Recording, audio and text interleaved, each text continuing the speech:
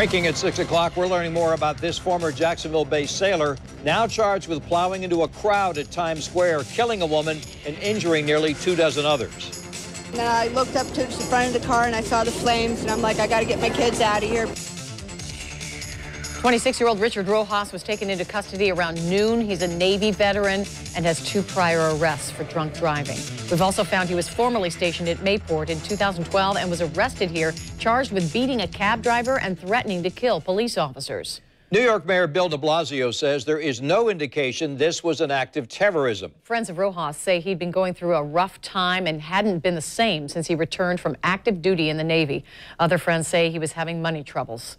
Channel 4's Jim Pickett is live at Mayport, where he's working to get reaction to all of this. Jim? You know, Rojas, he's mentioned, 26-year-old Richard Rojas, was stationed right here at Mayport, but he was also at NAS Jax. Now, he enlisted back in 2011, and at that time, he was an electrician's mate. Now, throughout the 3-year period, he was back and forth between here at Mayport and NAS Jax at the time. He was discharged in May of 2014. He was also, during this whole time, he was awarded the National Defense Service Medal.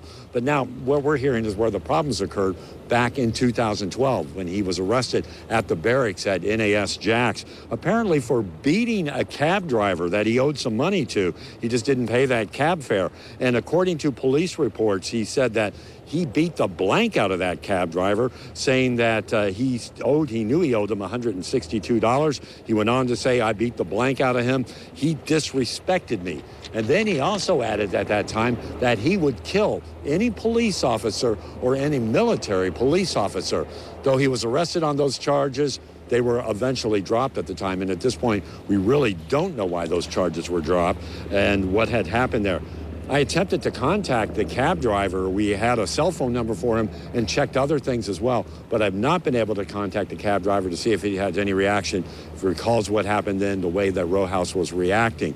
Now, and as you had mentioned, up in New York after this incident today, friends had said he had not been the same since he was discharged from the military. And we also understand, too, when he was arrested, and this is from an unnamed source basically up there, that he was hearing voices at the time. So a lot more is going to be uncovered. But we do know this, that Rojas, the man who drove into that crowd, injuring 22 people and killing one 18-year-old woman, was stationed here in NAS and here at Mayport and had some problems here in Jacksonville.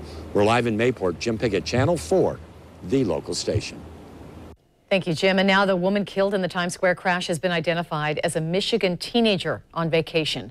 18-year-old Alyssa Elsman was reportedly visiting New York with her family.